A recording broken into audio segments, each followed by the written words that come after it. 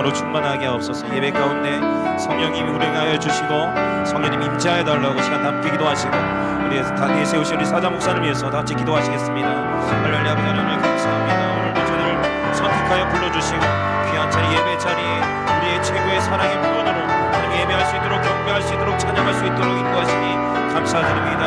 오늘도 예수로 성령으로 충만한 시간 되게 하여 주시고 성령님이 운행하시는 예배, 성령님이 기름 부으시는 예배, 성령님이 운행하시는 임재하시는 예배가 될 수 있도록 인도하여 주시옵소서. 우리 단에 세우신 사자 목사님 가운데 붙잡아 주시고 변치 않도록 붙잡아 주시고 권능의 장중에 붙잡아 주셔서 오늘 살아계신 하나님 말씀을 선포하시고 증거하실 때 오늘도 아버지 살아있는 말씀을 통하여 우리 성도들이 은혜 받게 해주시고 아버지 회복되고 칭의 삶의 역사가 나타날 수 있는 수 있도록 하나님께서 인도하여 주시며 마지막까지 하나님께서 성령께서 친히 인도하여 주시옵소서.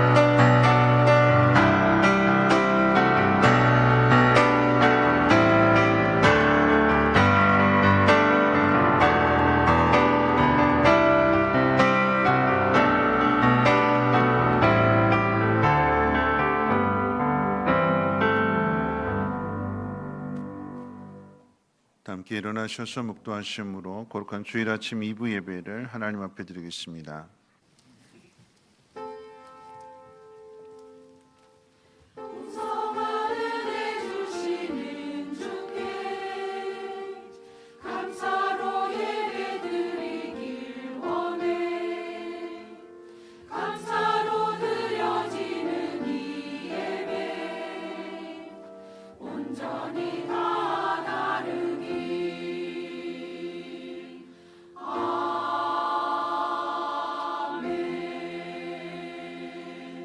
주의 오른쪽에 있는 자, 곧 주를 위하여 힘있게 하신 인자에게 주의 손을 얹으소서.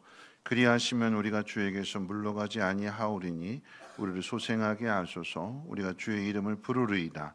만군의 하나님 여호와여 우리를 돌이켜 주시고 주의 얼굴의 광채를 우리에게 비추소서. 우리가 구원을 얻으리이다. 아멘. 거룩하신 하나님, 하나님이 너무나도 사랑하시는 하나님의 사람들을 은혜 보좌 앞으로 인도해 주셨습니다. 우리가 한 주 동안 살아가면서 어떤 모습일지라도 하나님 그런 우리들을 그대로 받아주시고 우리의 마음 가운데 손을 얹어주셔서 상한 마음, 얼룩진 마음, 괴롭고 아픈 그런 마음들이 치유함을 얻게 도와주시고 하나님이 그 얼굴빛을 우리에게 비춰주실 때에 우리의 마음속에는 근심, 두려움, 불안 사라지게 하옵시고 하나님 주시는 위로와 평안함이 넘치는 귀한 시간 되게 하옵소서. 그 하나님을 전심으로 찬양하게 하시고 전심으로 예배하는 거룩한 예배가 되도록 하나님 인도해 주옵소서. 감사드리며 예수님의 이름으로 기도합니다. 아멘. 찬송가 38장 함께 찬송합니다.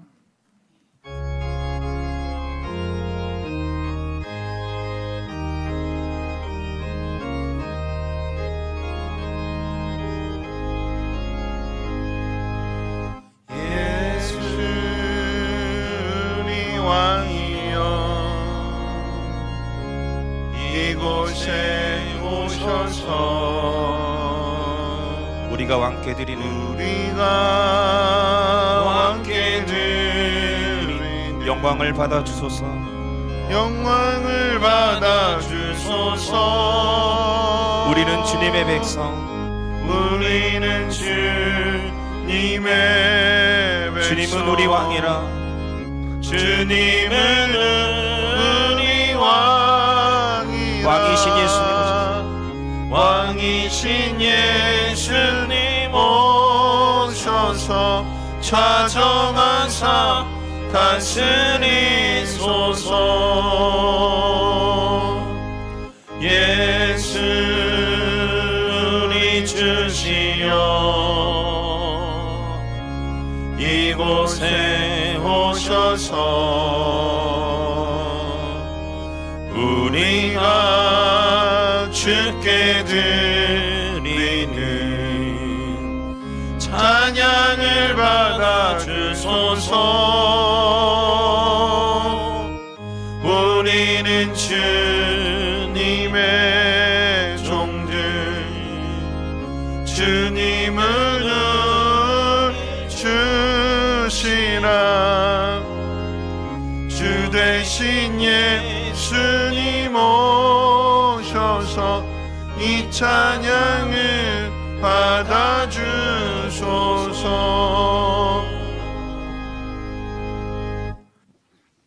되는 교독문은 5번 함께 교독합니다. 찬송가 되는 교독문은 5번입니다. 여호와 우리 주여, 주의 이름이 온 땅이 어찌 그리 아름다운지요. 주의 대적으로 말미암아 어린 아이들과 젖먹이들의 입으로 권능을 채우시며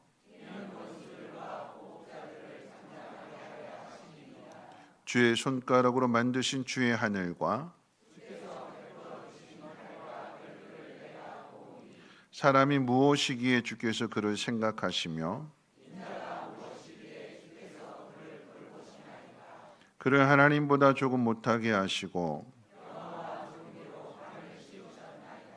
주의 손으로 만드신 것을 다스리게 하시고 만물을 그의 발 아래 두셨으니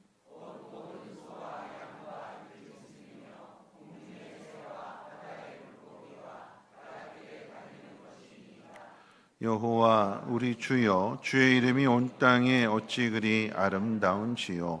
아멘. 사도신경으로 신앙을 고백합니다. 전능하사 천지를 만드신 하나님 아버지를 내가 믿사오며 그 외아들 우리 주 예수 그리스도를 믿사오니 이는 성령으로 잉태하사 동정녀 마리아에게 나시고 본디오 빌라도에게 고난을 받으사 십자가에 못 박혀 죽으시고 장사한 지 사흘 만에 죽은 자 가운데서 다시 살아나시며 하늘에 오르사 전능하신 하나님 우편에 앉아 계시다가 저리로서 산자와 죽은 자를 심판하러 오시리라. 성령을 믿사오며 거룩한 공예와 성도가 서로 교통하는 곳과 죄를 사하여 주시는 곳과 몸이 다시 사는 곳과 영원히 사는 것을 믿사옵나이다. 아멘. 함께 앉으셔서 찬송가 304장 통일찬송가로 404장 찬송 후에 김학복 장로님 기도해 주시겠습니다.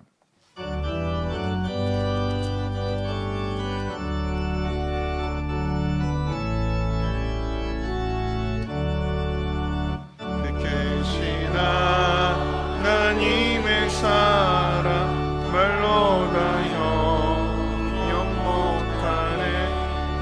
저 넘보도 영영을 넘어 이 낮고 낮은 땅 위에 죄로하여 원구하려 그 아들 보내사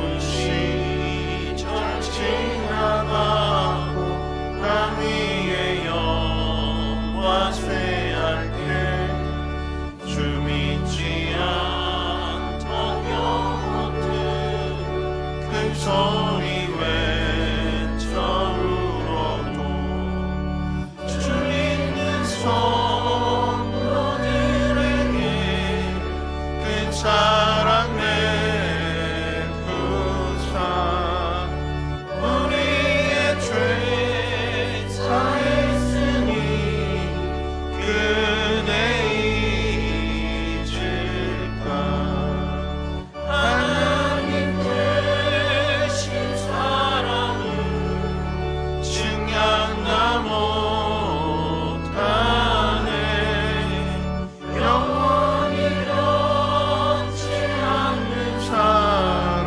성도여 찬양하세.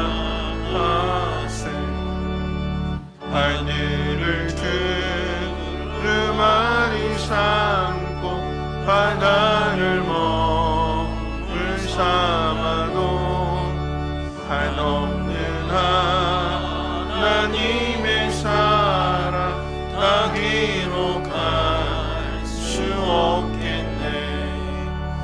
하나님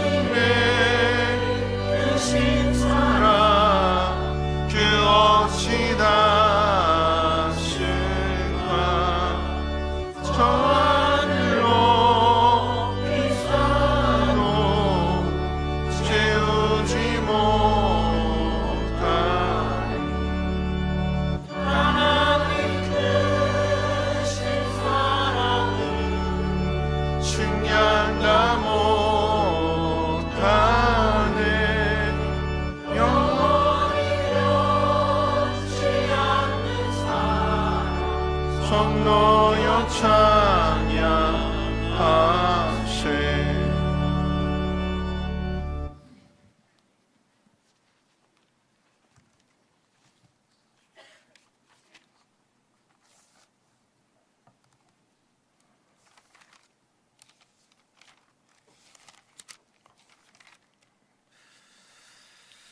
함께 기도드립니다.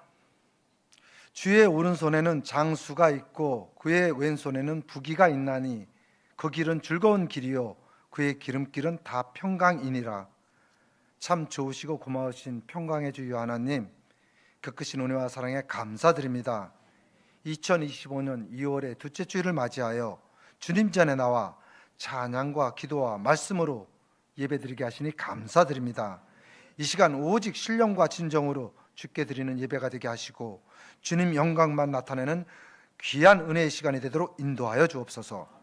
용서해 주여 하나님, 지난 한 주간을 돌아보며 기도드립니다. 주님의 그 크신 은혜로 매일 살아가면서도 저희 마음과 생각이 주님보다는 세상에 더 치우쳤던 순간을 고백합니다. 입으로는 주님의 말씀으로 산다고 하지만 여전히 이기적인 욕심과 자신만을 내세우는 교만한 태도로 살아왔음을 저희들의 용서하여 주옵소서. 세상의 분주함과 염려로 인해 기도의 자녀로 또 기도의 말씀의 자리에 멀어진 적이 많습니다.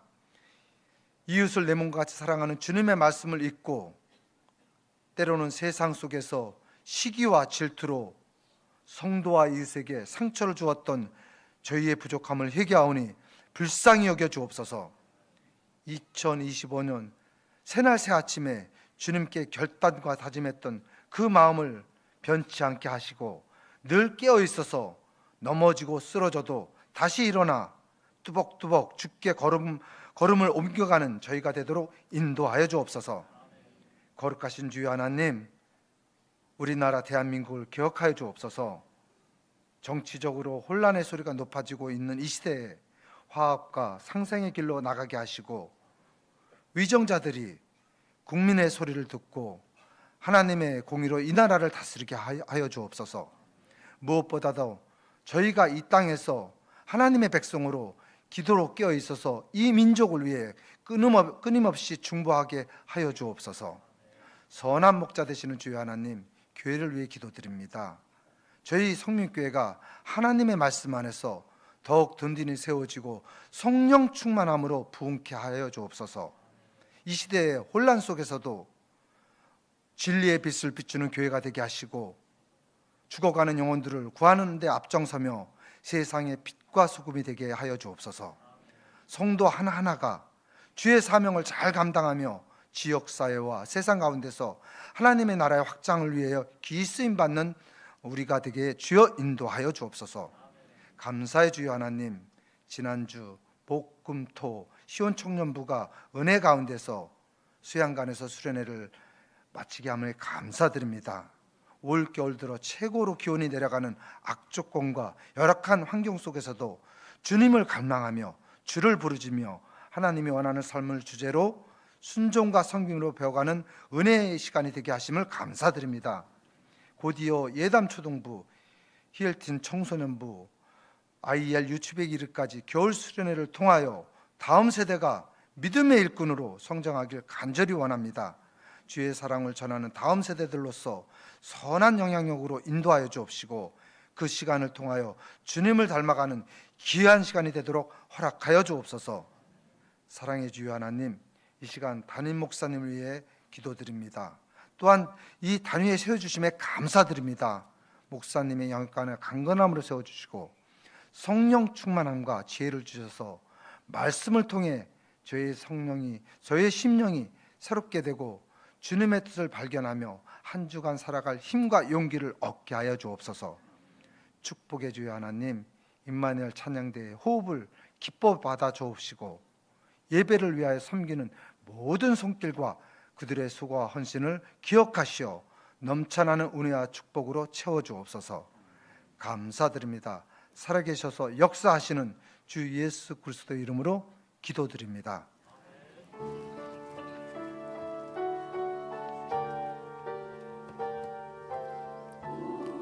우리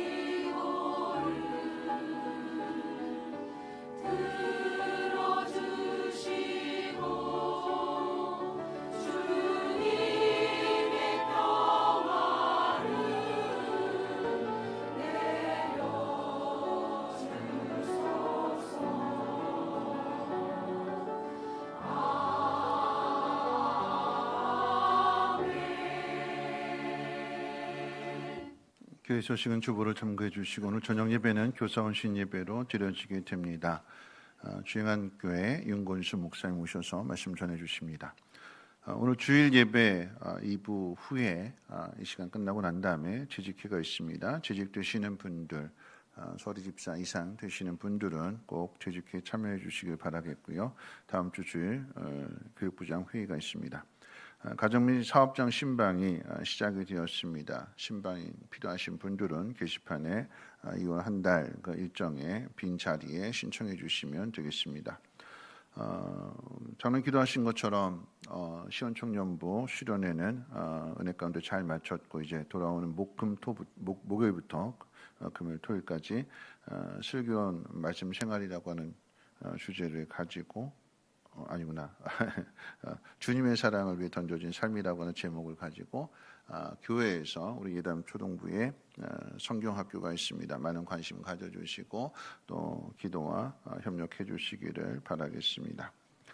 하나님 말씀 보도록 합니다. 하나님 말씀은 누가복음 10장 30절로 37절.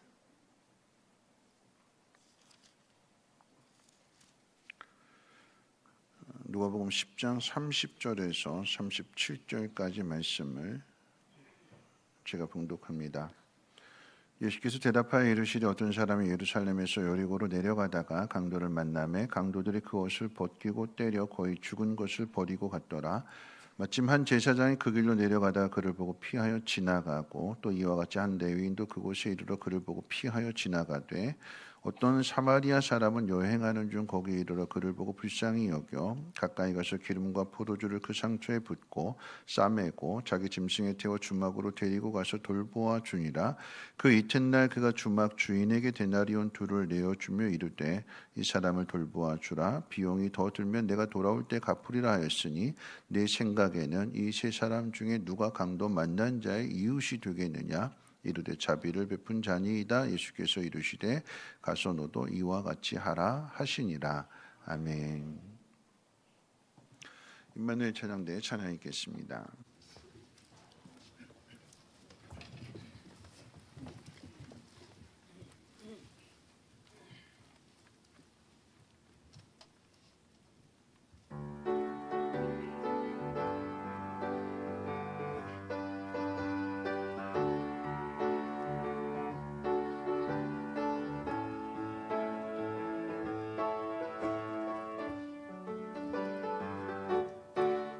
우리가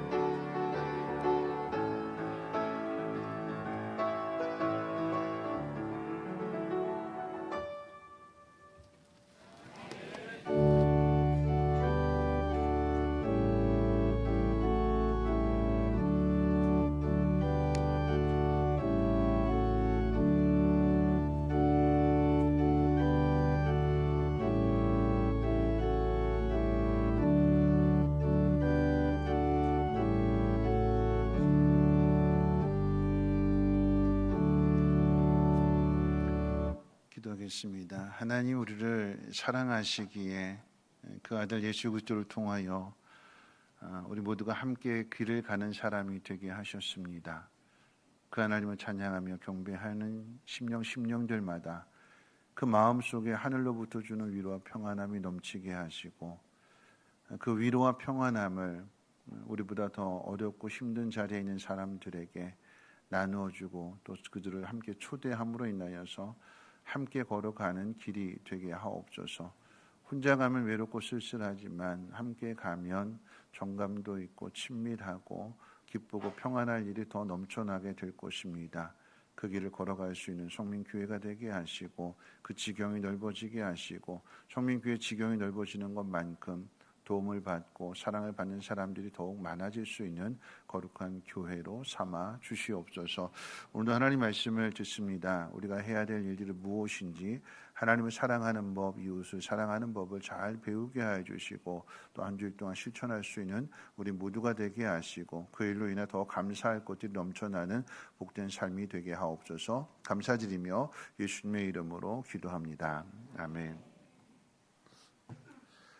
네, 한 주일 동안도 편하게 잘 지내셨는지요? 네, 엄청 추웠죠. 그렇죠? 한 주간 동안 내내 추웠지만 그런데 추운 가운데에서도 해야 할 일을 놓치지 않는다라고 하면 그곳에 기쁨이 있습니다. 저는 이제 한 주간 동안 가운데 이번 주는 정말 추웠어요. 추웠는데 목요일, 금요일, 토요일 청년부 수련회가 있었는데 이 청년부 수련회를 하면서 이 젊고 에너지 넘치는 청년들과 함께 하다 보니까 제가 지금 눈이 퀭하게 들어갔어요. 퀭하게 들어갔는데 근데 기뻤습니다. 함께하는 시간들이 참 좋았고 또 더 좋았던 건 뭐냐면 우리 청년들이 참 대단해요. 뭐냐면 그 식단을 청년들이 짜는데 그 요구사항이 뭐냐면 청년들이 우리 청년전도에 동파육을 해달라고. 청년전도 회장님이 이게 한 번도 안 해본 건데 이거 어떻게 하나 막 그냥 고민도 많았는데 그걸 해내시더라고요. 너무 맛있게 잘 먹었습니다. 동파육 한 번도 안 해본 건데 청년들이 해달라고 하니까 너무 맛있게 먹었고 그러면서 또 한 가지 깨닫는 게 뭐냐면 맨날 늘 먹던 뭐 삼겹살 뭐 이렇게 이런 것보다도 때로는 한번 새로운 것들을 한번 도전해 보니까 거기 또 더 큰 기쁨이 있구나. 그러면서 이제 여전도 회장님이 점점 부담을 가지고 다음에는 또 뭘 요구할까 걱정하시길래 그래서 제가 그랬습니다. 만약에 또 새로운 걸 요구한다라고 하면 나 그거 잘 모르니까 나 한번 데려가 줘봐. 거기 어디 잘하는데 한번 데려가 먹어봐야 내가 뭔가 만들어낼 수 있는데 그렇게 하라고 이제 코치를 해드렸어요. 그런 과정들 속에서 우리가 발전해 나가는 거죠. 성장해 가는 거고요. 우리 옆에 분하고 서로 좀 길었는데 옆에 분하고 한번 인사 나누실까요?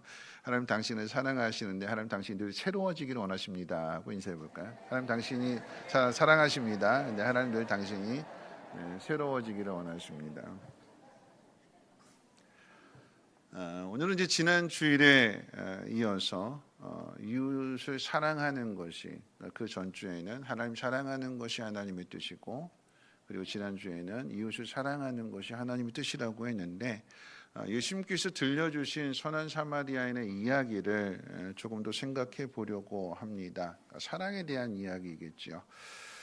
하나님 앞에서 울다라고 하는 책의 저자인 이 제럴드 시처가 최근에 이제 또 다른 책을 하나 썼는데 그 책의 제목이 회복력 있는 신앙이라고 하는 책입니다. 회복력. 회복에 힘이 있다라고 하는 거죠. 신앙에는 회복할 수 있는 힘이 있다라고 하는 것을 줄여서 회복력 있는 신앙이라고 책 제목을 잡았는데 거기 책 표지에 이런 질문을 던지게 됩니다. 초대 기독교인들의 새로운 길. 초대 기독교인들이 그러니까 초대 교인들이 걸어간 그 길은 어떻게 세상을 변화시켰는가 하는 이렇게 질문을 던지게 돼요. 그런 질문을 던지면서 두 종교를 비교하게 되는데 비교하면서 이제 초대 기독교의 길을 가르쳐 주는데 그 두 종교 가운데 하나는 첫째는 유대교입니다. 유대교는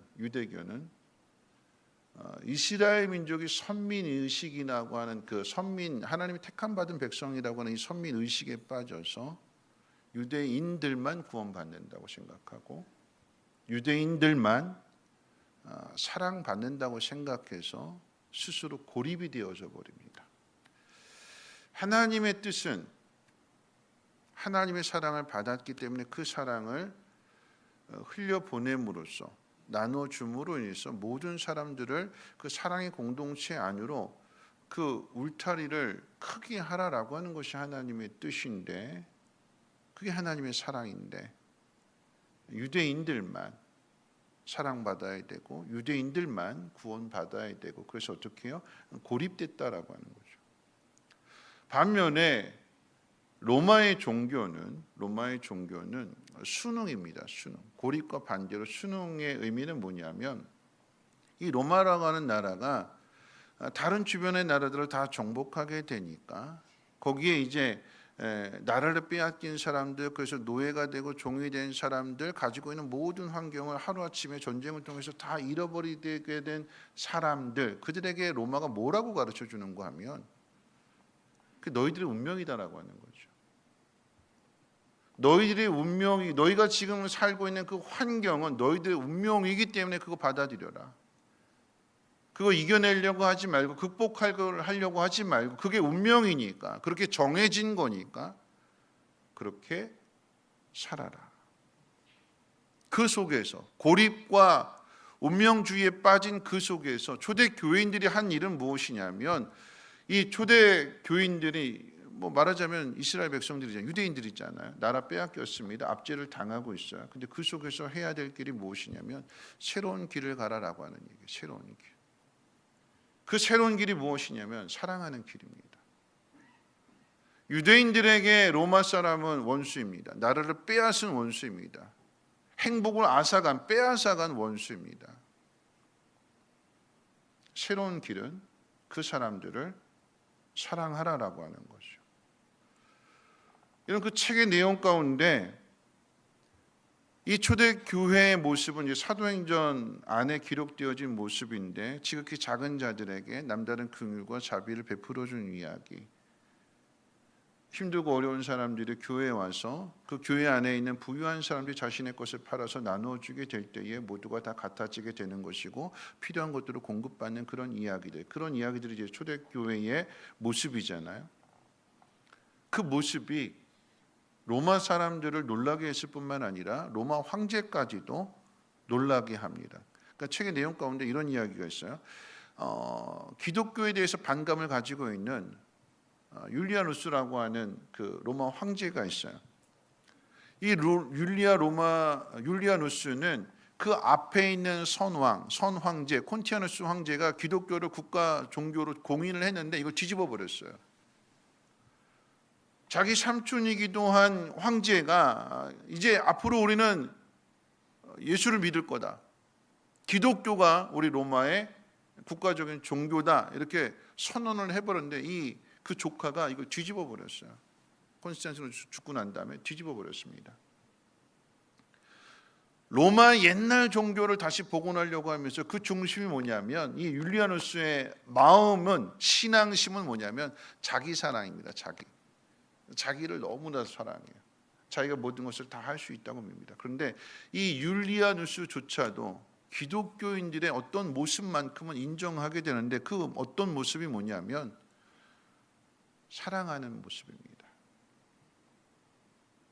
그 어떤 종교에도 자신이 아닌 자기 민족이 아닌 다른 사람을 사랑하는 그 모습은 그 어떤 종교에서 찾을 수 없었는데 기독교인들만큼은 그런 사랑을 하더라라고 하는 거죠. 그러면서 이 율리아누스가 이런 이야기를 했습니다. 유대인은 아무도 구걸할 필요가 없고 자기네 가난한 사람들뿐 아니라 로마에 있는 가난한 사람들까지 돕는데 우리 백성은 로마인을 이야기하는 거죠. 로마 황제의 말이니까 우리 백성은 우리에게서 도움을 받지 못하는 형편이니 얼마나 부끄러운지 모른다. 기독교에 대해서 반대하는 입장에 서 있는 율리아누스 황제조차도 기독교인들이 서로 사랑하는 모습. 근데 그 서로라고 하는 그 울타리가 자기들끼리만이 아닌 로마 사람도 사랑하고 종도 사랑하고 누가 됐든지 사랑하는 그 모습을 보게 되니까 이 사랑만큼은, 이런 모습만큼은 참 본받고 싶다라고 하는 고백을 했던 것입니다. 기독교가 선택한 그 새로운 길이라고 하는 것은 사랑이었습니다. 유대교도 사랑을 외쳤지만 유대인들의 사랑은 유대인들만, 이스라엘 사람들만 사랑하는 고립된 사랑이었고, 기독교의 사랑은 로마 시민뿐만 아니라 누구든지 사랑하게 되는 회복력 있는 사랑이었습니다. 오늘 본문의 이야기 안에도 고립과 이 회복의 모습이 소개되는데요. 제사장과 레위인은 고립된 선택을 한 반면에 사마리아인은 새로운 길을 선택합니다. 누가 강도 만난 자의 이웃이 되겠느냐라고 하는 제목으로 말씀을 생각해 볼 것인데, 사랑에 대해서, 특별히 이웃 사랑에 대해서 생각해 보려고 합니다. 세 가지를 생각해 볼 것인데요. 이 사랑에 대한 정의를 어떻게 내려야 되느냐, 이웃 사랑이 무엇이냐라고 할 때 첫 번째 생각할 것은 그 사랑의 범위는 하나님이 정해 주십니다. 성경이 제일 중요한 가르침이 하나님을 사랑하는 것과 이웃을 사랑하는 것임을 잘 알고 있는 율법사가 누가 내 이웃인지를 예수님 앞에 물어봤습니다. 바로 앞에 기록되어져 있는 29절에 이 율법사가 예수님 앞에 질문을 하게 되는데, 누가 내 이웃입니까? 라고 질문하게 되는데, 자기를 옳게 보이려고 그랬다고 그랬어요. 자기를 옳게 보이려고. 자기를 옳게 보이려고 예수님, 누가 내 이웃입니까? 그 이야기는 뒤집어서 생각해 본다면 이 율법사는 그 이웃 사랑을 자기는 실천하고 있다고 생각하거든요. 자기를 옳게 보인다라고 하는 것은 나 그 이웃 사랑하고 있습니다. 하나님도 사랑하고 이웃도 사랑하고 있습니다. 영생을 얻는 조건이 하나님 사랑과 이웃 사랑이라고 한다면 저는 충분한 자격이 있습니다. 그 충분한 조건들을 다 충족시켰습니다. 자신을 자랑하기 위해서, 옳게 보이기 위해서 예수님 앞에 질문을 한 것인데, 그런데 이 율법사에게 예수님께서 선한 사마리아인의 이야기를 들려주신 거예요. 정확하게 이 율법사의 문제가 무엇인지를 예수님께서 아시고 콕 집어서 이 이야기를 들려주시는데, 율법사는 바리새인이기도 했잖아요, 그렇죠? 여러분, 바리새인이자 율법사는 사마리아 사람을 사랑할 수 없는 관계에 있습니다. 사랑할 수 없는 관계예요. 사마리아 사람은 사랑할 대상이 아니라고 생각하니까 아예 제껴놓은 거예요. 제외시켰어요. 내가 사랑할 수 있는 사람만 사랑합니다. 그리고 자기는 옳대요. 하나님 앞에서 옳대요. 하나님도 사랑하고 이웃도 사랑한다라고 하는 거죠. 아예 제껴놓고 내가 생각하고는 이 범주 안에서, 이 울타리 안에 있는 내가 좋아하는 사람들과의 관계 속에서만 사랑하는 사랑이 이 율법사의 사랑이고 바리새인의 사랑이었습니다.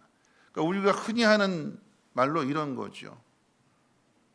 우리가 흔히 하는 말로 표현한다면, 저는 사랑할 수 없는 사람만 빼놓고 다 사랑합니다. 말이 될까요? 사랑할 수 없는 사람은 빼놓고 저는 누구든지 다 사랑합니다. 가게로 비유한다면 그런 거죠. 가게. 우리 가게에는 없는 거 빼놓고 다 있습니다. 말이 돼요? 어떤 사람이 들어와서 고추장 있어요? 아유, 고추장만 없네요. 다 있는데 고추장만 없어요. 그 다음 사람이 들어와서 참기름 있어요? 참기름? 아유, 참기름 없고 식용유 있는데. 여러분, 참기름 왜 찾지요? 나물 무치려고, 고소한 맛을 내려고. 근데 고소한 맛을 내려고 하는데 기름은 기름인데 식용유 갖다 보면 고소한 맛이 날까요? 안 나죠, 그렇죠?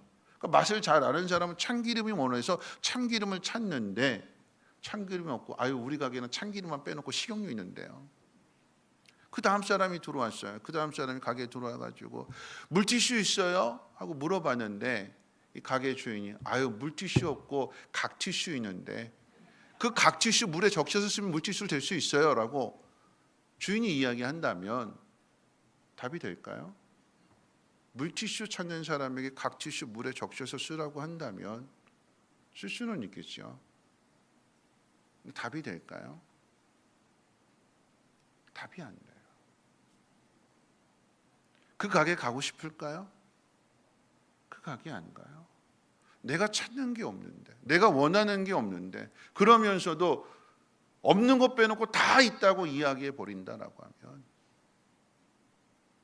말이 안 되는 거죠. 바리새인자, 율법사가 그런 삶을 살고 있는 것에 대해 예수님께서 딱 찔러주시는 거예요. 여러분 그런데 예수님께서 선한 사마리아 이야기를 다 들려주시고 난 다음에 이 율법사에게 자기를 옳게 생각하고 있는 율법사에게 질문을 했어요. 누가 강도 만난 자의 이웃이 되겠느냐? 이 세 사람 중에 제사장과 레위인과 사마리아 사람 이 세 사람 중에 누가 강도 만난 자의 이웃이 되겠느냐라고 예수님이 율법사에게 물어봤는데 가장 쉽게 대답할 수 있는 것은 제사장, 레위인, 사마리아 물어보실 때 뭐라고 대답하는 게 가장 쉬운 대답일까요? 사마리아인이요. 이렇게 대답하는 게 가장 쉬운 대답이에요. 그렇죠? 제사장이 지나갔고 레위인이 지나갔고 사마리아인이 지나갔다. 누가 강도 만난 자의 이웃이냐 물어보셨을 때 이 율법사가 사마리아인입니다. 이렇게 대답하는 게 가장 쉬운 대답이에요. 근데 그 입에서 사마리아인이 안 나와요. 뭐라고 대답하냐면 자비를 베푼 사람입니다. 인정하고 싶지 않은 거예요. 내 입에서 사마리아인이라고 이야기하고 싶지 않은 거예요. 마음이 예수님 그렇게 말씀해 주시는데도 내 얘기다, 내가 들어야 될 이야기다 하시는데도 불구하고 입에서 나오는 반응은 자비를 베푼 사람입니다. 선한 사마리아인의 이야기는 예수님께서 이 유대인들의 틀을 깨주시는 말씀이고 자신을 옳게 보이려고 하는 사람에게 그것은 옳은 것이 아니다라고 하는 것을 깨우쳐 주시는 이야기입니다. 무엇보다 중요한 것은 이웃 사랑의 그 경계를 내가 정하는 것이 아니다라고 하는 것을 예수님께서 가르쳐 주시는 거예요. 사랑해야 되는 사람과 사랑하지 말아야 될 사람을 내가 정하고 내가 구별하면 안 된다는 것입니다. 신앙의 삶은 내 마음대로 사는 것이 아니라 하나님이 원하시는 대로 하나님이 뜻하시는 대로 사는 것이며 내 삶을 통해서 하나님은 이런 분이시다라고 하는 것을 드러내는 것이 신앙생활의 목적이 되는 거예요. 왜 예수를 믿느냐? 왜 교회에 나오느냐? 하나님의 사랑을 내가 경험하고 그 사랑을 내가 이웃들에게 전해주는 삶을 통해서 하나님 이런 분이시다라고 하는 것을 전해주는 것이 신앙생활의 목적이고 교회에 나오는 목적입니다. 선을 그어놓지 않는 것입니다. 왜냐하면 하나님의 사랑은 선을 그어놓는 사랑이 아니잖아요. 차별하는 사랑이 아니잖아요. 예수님께서 요한복음 7장 말씀 가운데 뭐라고 말씀하시냐면 누구든지 목마른 자는 다 내게로 와서 마셔라 그러셨어요. 누구든지입니다. 유대인들만 와서 마셔라, 이스라엘 백성들만 와서 마셔라, 사랑받은 사람만 와서 마셔라가 아니라 누구든지 목마른 사람은 누구든지. 교회 앞에 식수대가 있다라고 하면 목마른 사람은 누구든지 절에 다니는 사람이든 예수 안 믿는 사람이든 교회를 핍박하는 사람이든 누구든지 목마른 사람이 있으면 와서 마셔라. 그리고 요한복음 11장에서는 뭐라고 말씀하시냐면 수고하고 무거운 짐진 자들아 다 내게로 오라. 다입니다. 누구든지 짐을 지고 있는 모든 사람은 무겁게 느껴지고 힘들다고 느껴지는 사람은 누구든지 다 오라고 말씀하세요. 다. 차별하지 않으십니다. 구별하지 않으십니다. 손을 그어 놓지 않으십니다. 우리는 하나님의 뜻대로 살아야 되고 하나님 말씀대로 살아야 되는데 그걸 가르쳐 순종이라고 하잖아요. 여러분, 순종은 내가 할 일을 정하는 게 순종이 아니라 하나님이 말씀해 주시는 것, 하나님 명령해 주시는 것, 하나님이 가르쳐 주시는 것을 따르는 것이 순종입니다. 그렇게 하는 사람이 옳은 사람이고 그렇게 하는 사람이 하나님 원하시는 삶을 살아가는 사람입니다. 바라고 원하기는 내가 정해놓은 삶이 아니라 하나님이 이끄시는 그 삶 가운데 순종하며 살아갈 수 있는 저와 여러분들 되시기를 주님의 이름으로 축원을 드립니다. 두 번째, 이 선한 사마리아인의 이야기를 통해서 사랑에 대한 정의를 생각해 본다고 하면 두 번째는요, 하나님은 우리에게 이웃이 되어줄 그 사람을 우리 가운데서 찾으신대요. 여리고로 내려가는 길에 강도를 만나 거반 죽게 된 사람 앞으로 제사장과 레위인이 지나가는 그 모습을 한번 주목해 봐야 됩니다. 우리 31절 말씀 한번 읽어볼 텐데 이 31절 말씀 가운데 가장 중요한 단어가 무엇인지를 한번 생각해 보시면서 31절 같이 한번 읽어봅니다. 시작. 마침 한 제사장이 그 길로 내려가다가 그를 보고 피하여 지나가고. 이 31절 말씀 가운데 제일 중요한 단어가 뭘까요? 제일 중요한 단어, 마침.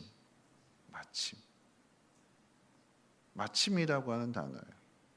마침이라고 하는 단어는 이 말씀이 이제 신약 성경이기 때문에 헬라어로 기록된 거잖아요. 생큐리안이라고 하는 단어를 썼어요. 근데 이 단어를 생큐리안이라고 하는 이 단어를 영어로 뭐라고 표현하냐면 마침이라고 하는 이 단어를 찬스로 표현했어요. 찬스. 마침이 뭐냐? 찬스래요. 찬스. 어떤 찬스냐? 강도 만나 죽어가는 사람이 살 수 있는 찬스로서 제사장이 온 거예요. 근데 이 제사장의 반응은 뭐냐면 피해서 지나갔다고 그랬어요. 죽어가는 사람에게 제사장이 온 것이 내가 살 수 있구나 하는 찬스가 되고 기회가 되어야 되는데 이 제사장이 피해서 지나갔대요. 그러니까 피해서 지나갔다라고 하는 그 단어의 뜻은 반대편으로 갔대요. 반대편으로. 이 사람을 살릴 수 있는 기회를 이 제사장이 거부하고 반대하고 다른 길로 갔대요. 뒤에 오는 레위인 역시도 또 이와 같이 그러니까 또 이와 같이라고 하는 것은 앞에는 마침이라고 하는 것을 강조했다라고 하면 뒤에는 또 이와 같이라고 하는 것은 피해서 지나갔다라고 하는 것을 강조하는 것인데, 여러분 제가 이 마침이라고 하는 단어를 영어로 번역하면 찬스라고 그랬잖아요. 기회다. 근데 이것을 히브리어로 한번 생각해 본다면 그 의미가 더 깊이 와닿게 됩니다. 마침이라고 하는 이 단어의 히브리어 단어는 외힌네입니다. 무슨 뜻이냐면 따라서 해볼까요? 자, 봐라 뜻이에요. 자, 봐라. 마침 그 히브리어 단어는 자, 봐라. 보래요. 뭘 볼까요?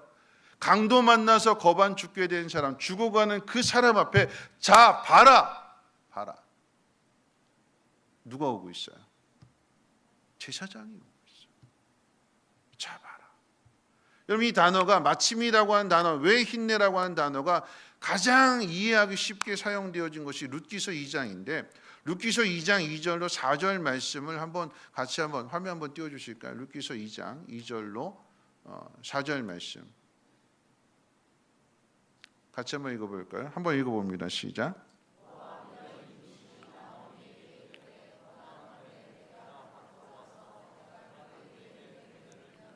그를 따라서 이삭을 줍겠나이다 하니 나오미가 그에게 이르되 내 딸아 갈지어다 하매 룻이 가서 베는 자를 따라 밭에서 이삭을 줍는데 우연히 엘리멜렉의 친족 보아스에게 속한 밭에 이르렀더라. 자 봐라, 보아스가 베들레헴에서부터 와서.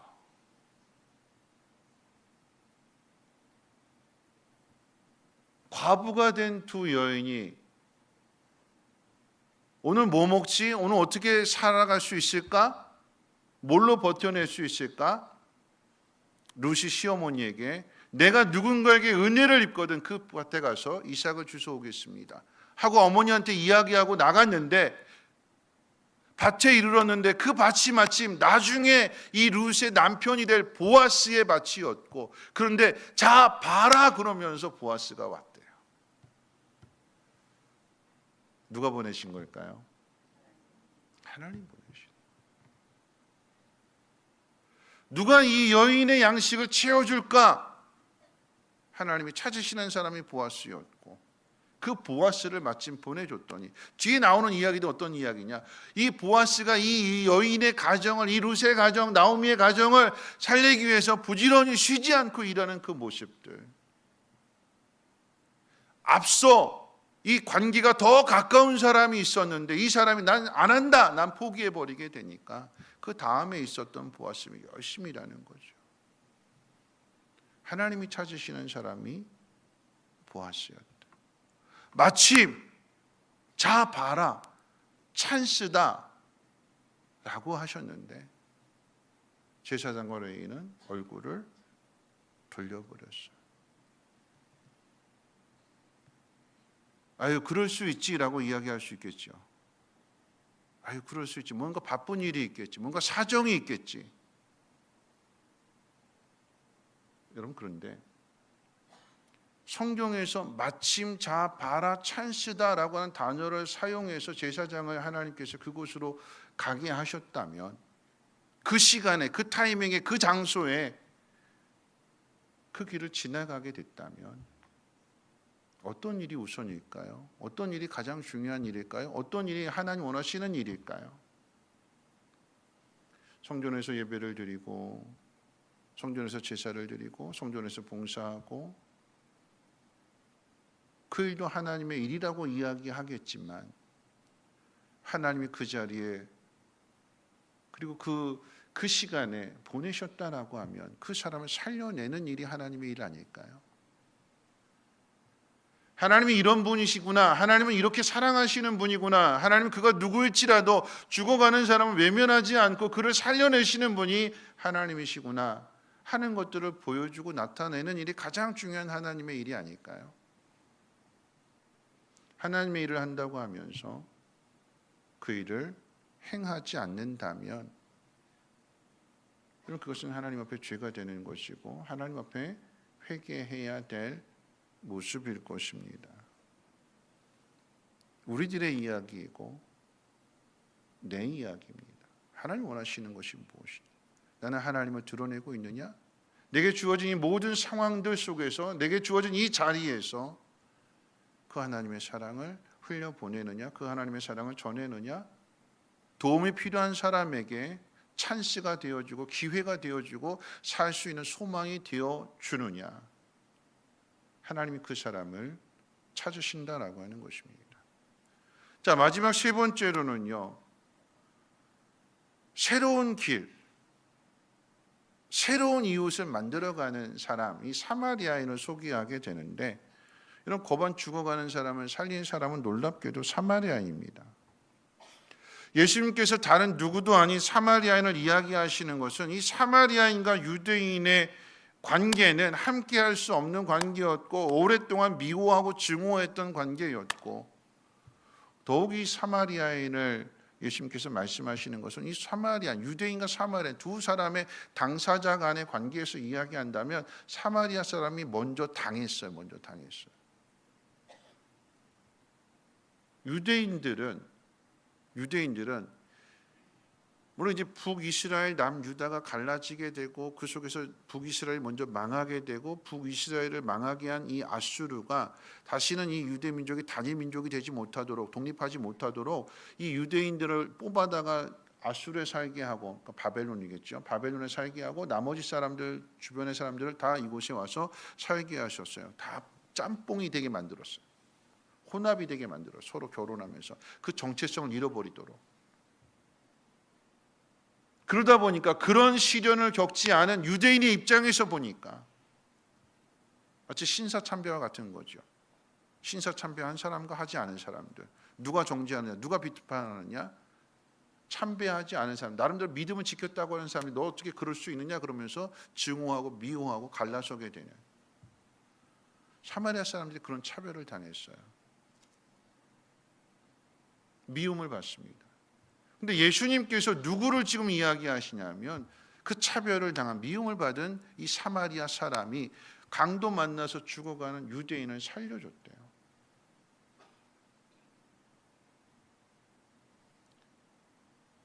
아, 이 사람은 도저히 사랑할 수 없는 사람이다라고 생각했던 그 과거의 그 관계를 어떻게 깨트리고 새로운 길로 가는 거예요. 새로운 길. 사랑하는 길. 여러분, 이것이 얼마나 복된 길이냐면 사마리아 사람이 죽어가는 유대인을 살려낸 이 일로 인해서 이 유대인 한 사람과 사마리아 한 사람의 관계가 회복이 됐겠죠. 더 이상 내 생명의 은인이 된 이 사마리아 사람은 이 유대인들의 이전의 관계를 통해서 조상들로부터 내려온 그 관계들로 인해서 계속해서 미워하고 차별하고 선을 긋는 그런 삶은 안 살겠죠. 안 살겠죠. 사랑받았으니까, 도움받았으니까, 은혜를 입었으니까, 내 생명의 은이니까 새로운 관계가 됐어요. 근데 이 관계가요, 얼마나 놀라운 복으로 오냐면 사마리아 사람이 지금 오늘 예수님 하신 말씀 가운데 유대인 한 사람 건져낸 거잖아요. 살려준 거잖아요. 사도행전 8장에 가면 예루살렘에 핍박이 와서 예루살렘에 믿음 가진 사람들이 다 흩어지게 되는데 그 중에 빌립이 사마리아 성에 들어가서 복음을 전했더니 그 사마리아 성 안에서 살던 사람들 중에 귀신 들린 사람 귀신이 쫓겨나게 되고 중풍병자가 일어나게 되고 걷지 못한 사람이 일어나게 되어서 그 성 안에 큰 기쁨이 있었더라. 이렇게 기록하고 있어요. 사마리아 사람이 유대인 한 사람을 살려낸 이 일이 유대인 빌립 한 사람이 사마리아 성에 들어가서 귀신 들린 사람들, 중풍병자들 모든 사람들을 고쳐주고 예수 그리스도의 복음으로 그들의 영혼을 건져낼 뿐만 아니라 그들의 육신까지도 고쳐주더라. 그래서 그 성 안에 큰 기쁨이 있었더라. 작은 사랑을 베풀었는데 돌아온 것은 어떻게 해요? 큰 사랑이었어요. 큰 사랑. 이전의 관계에 매여 있지 않고 새로운 관계가 되었고 새로운 길을 가게 되었고 새로운 기쁨을 얻게 된 거죠. 제럴드 시처가 쓴 또 다른 책, 하나님의 뜻이라고 하는 책이 있는데 그 책에 이런 내용이 있습니다. 비애와 원한이 사람을 과거에 묶어줄 수 있다는 것을 알았다. 슬픔이 아무리 깊을지라도 그 모든 슬픔이 사태를 조금도 달라지게 할 수 없다. 잃어버린 것은 나에게 돌아오지 않는다. 그것은 언제나 잃어버린 것이다. 남은 것이라고는 빈자리를 확인시켜주는 상처뿐이다. 우리는 계속 전진할 것인가 말 것인가를 선택할 수 있을 뿐이다. 계속 전진할 경우에 꼭 알아야 할 것이 있다. 상처를 그대로 지고 가야 한다는 것이다. 과거의 깊은 상처와 상관없이 어쨌든 앞으로 나가는 법을 배워야 한다. 이미 일어난 일을 바꿀 수는 없다. 그런데 우리 힘으로 할 수 있는 일이 하나 있는데 과거를 구속하시는 하나님을 믿는 일이다. 과거의 구속이란 이미 벌어진 일의 악을 하나님이 바꾸셔서 선을 이루시는 것을 말한다. 그러면서 이렇게 비유할 수 있게 되는 거죠.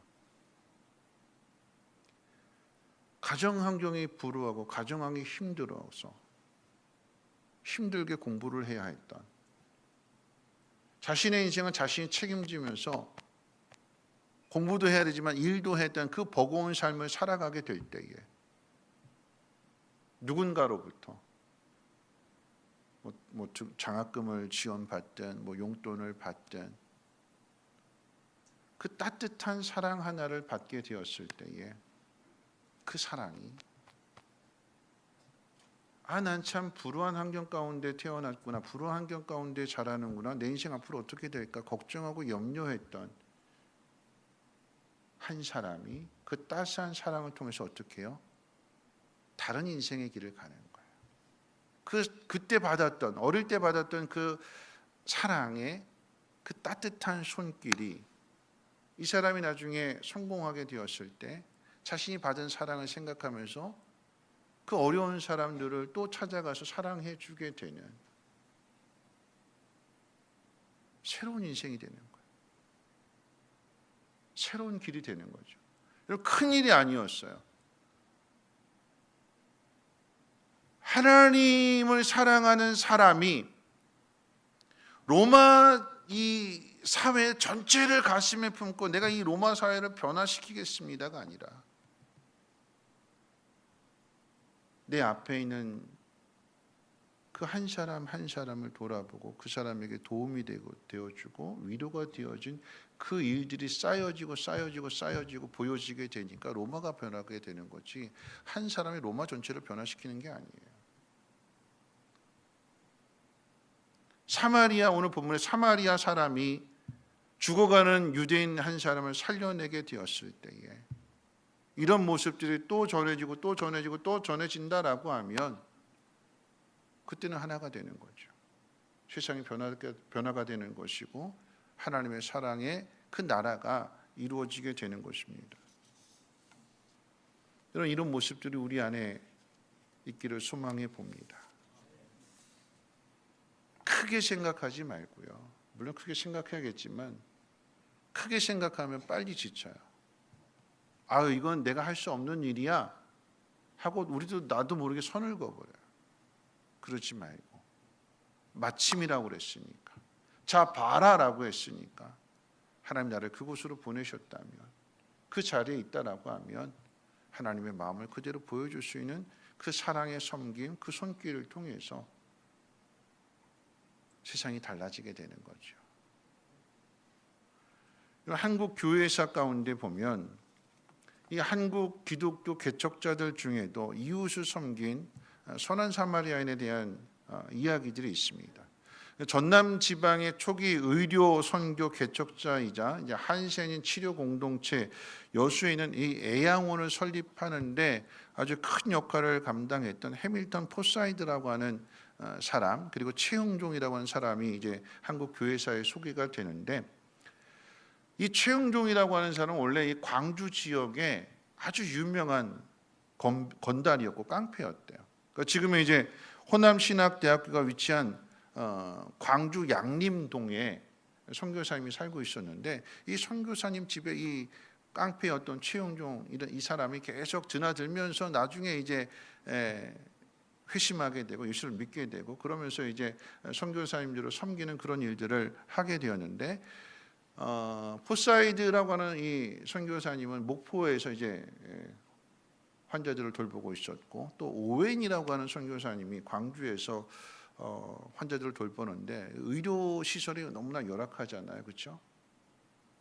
하루에도 수백 명씩 환자들을 돌보고, 그리고 그 다음 날은 또 이제 병원이 없는 그 시골 마을들을 돌아다니면서 순회 의료 사역을 그렇게 했는데, 이 고된 업무 가운데 몸이 힘들다 보니까 폐렴에 걸리게 됐어요. 이 소식이 이제 목포에 있는 포사이드 선교사님에게 전해지게 되었고, 포사이드 선교사님 광주로 오게 됐는데, 그 당시 이제 육로가 개발이 된 것이 아니라 목포에서 광주까지 오려면 영산강 따라서 이제 배를 타고 나주에 와서 나주에서 광주까지 걸어가는 길이었대요. 그러면 최흥종 이분이 나주까지 가서 이분을 모셔오는 일을 맡게 되었는데, 포사이드 선교사님이 광주를 향해서 나주에서 광주로 걸어가는 그 길 가운데 말을 타고 이제 가는데, 한 여인이 쓰러져 있는데 보니까 한센병에 걸려 있는 환자들이에요. 이대로 가면 죽을 것 같은데 하는 생각에 이 선교사님이 말에서 내려서 자기가 타고 온 그 말에 이 여인을 태웠고 자기는 걸어서 이제 광주까지 가게 됩니다. 그 광주에 도착해서 이제 오웬 선교사님도 돌보고 이 한센병 환자도 돌보게 되는데 그 환자를 돌보는 과정 속에서 치료하는데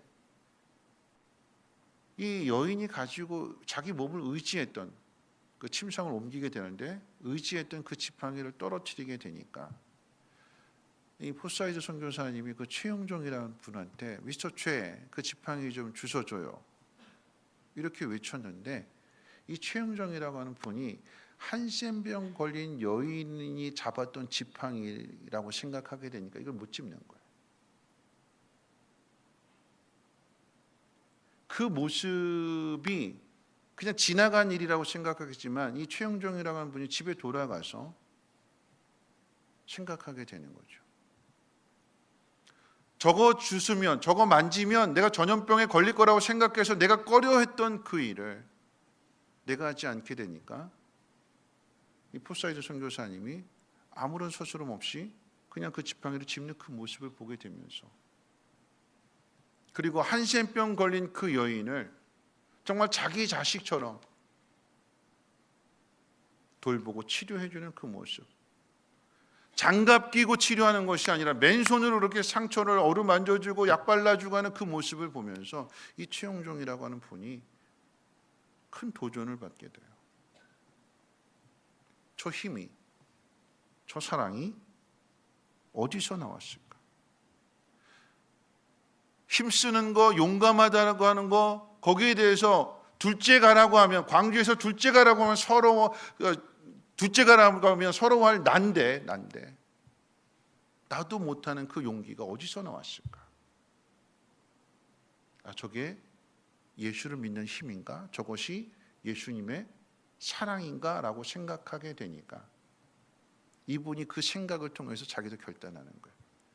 나도 사랑하지 못한 내 민족인데 나도 사랑하지 못하는 이 한센병 환자를 저 사람 이방인 선교사가 푸른 눈을 가진 저 사람이 저렇게 사랑하는 모습을 보니까 그래 나도 새로운 삶을 한번 살아보자 결심하게 되고 그 결심한 이 최영종이라는 분이 신앙생활 잘하면서 그리고 이제 장로가 되고 더 나아가서는 목사까지 되면서 무등산의 성자라고 하는 별명까지 갖게 돼요.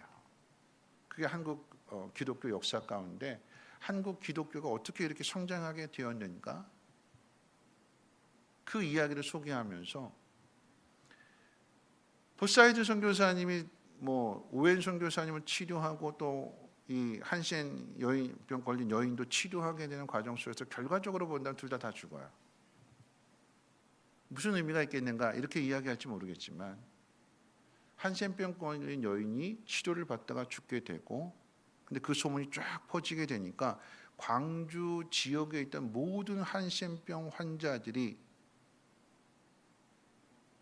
이 포사이드 선교사님한테 다 몰려들더라라고 하는 거죠. 그러니까 몰려드는 사람들을 어떻게 감당할 수가 없어서 저 무등산 그 자락에 있는 봉선동 골짜기에다가 방 3칸짜리 초가집 하나를 얻어서 거기서 이 한센병 환자들을 돌보게 되는데 그 주변의 주민들이 반대한대요.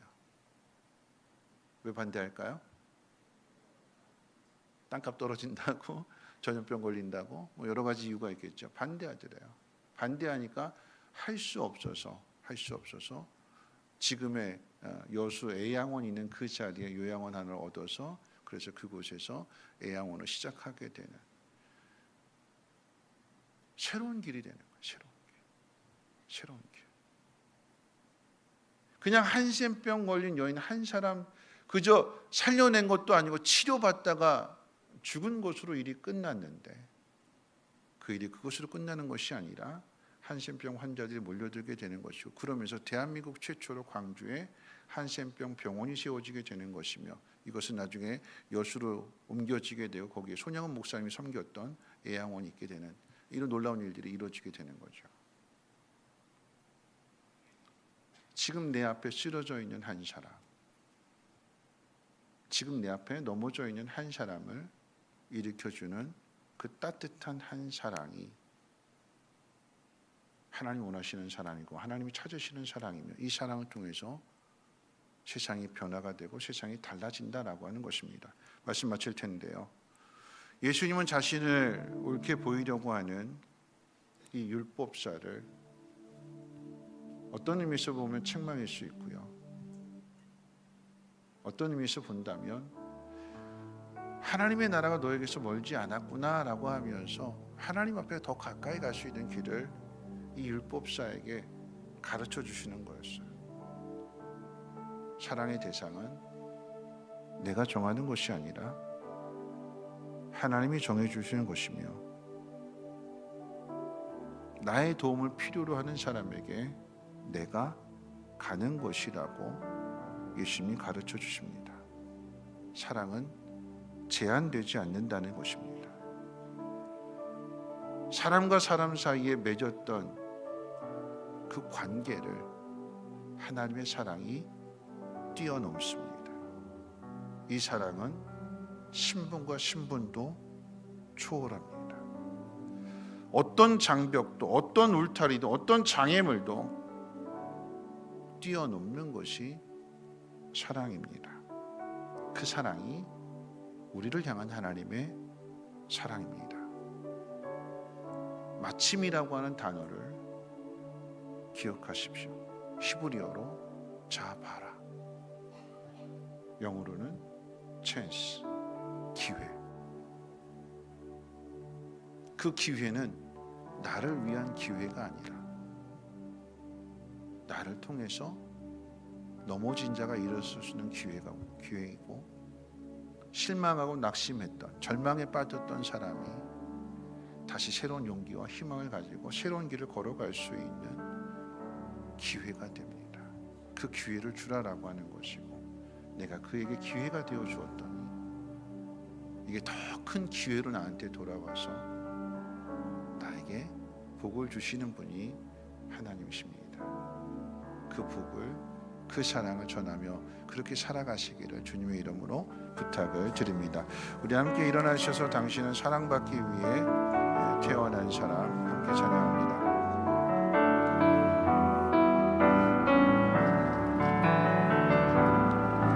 당신은 사랑받기 위해 태어난 사람, 당신의 삶 속에서 그 사랑받고 있지요. 당신은 사랑받기 위해 태어난 사람, 당신의 삶 속에서 그 사랑받고 있지요. 태초부터 시작된 하나님의 사랑, 우리의 만남을 통해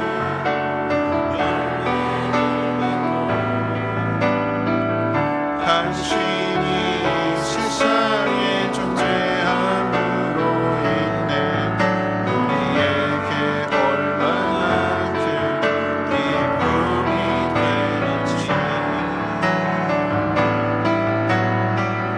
당신은 사랑받기 위해 태어난 사람, 지금도 그 사랑받고 있지요. 당신은 사랑받기 위해 태어난 사람, 지금도 그 사랑. 당신은 사랑받기 위해 태어난 사람, 당신은 사랑받기 위해 태어난 사람, 지금도 그 사랑받고 있지요. 당신은 사랑받기 위해 태어난 사람, 지금도 그 사랑받고 있지요. 오늘 말씀 생각하면서 함께 기도하며 결단할 수 있는 시간을 갖기를 원합니다. 내가 정하는 것이 아니라 하나님이 정해주시는 것이며 하나님이 내가 사랑해야 되는 자리로 그리고 나의 도움을 필요로 하는 자리로 나를 이끌어 주십니다. 인도해 주십니다. 그리고 무엇보다도 넘어져 있는 사람에게 거반 죽어가는 사람에게 하나님이 자 봐라 그러십니다. 자 봐라. 비록 제사장도 지나가고 레인도 지나갔지만 자 봐라 여기 사마리아인이 있다 그러시는 거예요. 하나님 내가 그 사마리아인이 되겠습니다. 하나님이 자 보라라고 말씀하실 때에 그에게 기회를 주고 그에게 찬스를 주고 그를 다시 일으켜 세워줄 수 있는 그런 사람이 되겠습니다. 하나님을 사랑하는 것만큼 그 사랑이 이웃들에게도 전해질 수 있도록 하나님 내가 다시 한번 결단하며 새로운 길을 걸어가겠습니다. 새로운 관계가 맺어지게 해주시고 큰 기쁨을 누리게 하옵소서. 함께 통솔 하나님 앞에 기도합니다. 사랑 많으신 하나님 감사합니다. 하나님 마침 자 보라고 하십니다. 이것이 강도 만나 죽어가는 사람에게 기회가 되고 찬스가 될 거라고 하십니다. 그리고 그곳에 우리를 보내십니다. 하나님 마음을 하나님의 사랑을 가진 자로서 사랑할 수 없는 관계였지만 사랑하게 하시고 섬기게 하시고 도와주게 하시고 책임지게 하시고 그러함으로 인해서 새로운 길을 새로운 관계를 새로운 기쁨을 누릴 수 있는 우리 모두가 되게 도와주시옵소서. 푸른 눈의 이방인 선교사도 자기 자식처럼 자기 민족처럼 그리고 자기 몸처럼 저렇게 아끼고 사랑하는데 나는 왜 그렇게 못할까 고민했던 최흥종이 결심하고 결단함으로 인하여서 장로가 된 목사가 되었던 것처럼 무등산의 성자가 되었던 것처럼 하나님 오늘 우리에게도 그런 은혜를 통하여서 하나님 결심하게 하시고 결단하게 하시고 하나님이 찾으시는 사랑의 사람 되어줄 수 있도록 하나님 역사에 주시옵소서. 이제 말씀을 들었으니 삶의 자리로 나아가십시오. 서로 사랑하며 서로 섬기며 그 누군가에게 자 보라라고 말씀하시는 하나님의 응답이 되어 주십시오. 하나님 여러분들과 함께 하실 것이며 여러분들을 도와 주실 것입니다. 이제는 우리 주 예수 그리스도의 무한하신 은혜와 하나님의 그 크신 사랑하심과 성령님의 감화 감동 충만 보호 역사하심이 이웃을 사랑하기로 다시 한번 다짐하고 결단하는 사랑하는 주의 백성들 머리머리 위에와 가정과 하는 모든 일들과 특별히 자녀들 위해 성민교회와 쉼터와 유치원과 이 나라의 민족과 북한 땅과 전 세계 위에 이제로부터 영원토록 항상 함께 있을지어다. 아멘.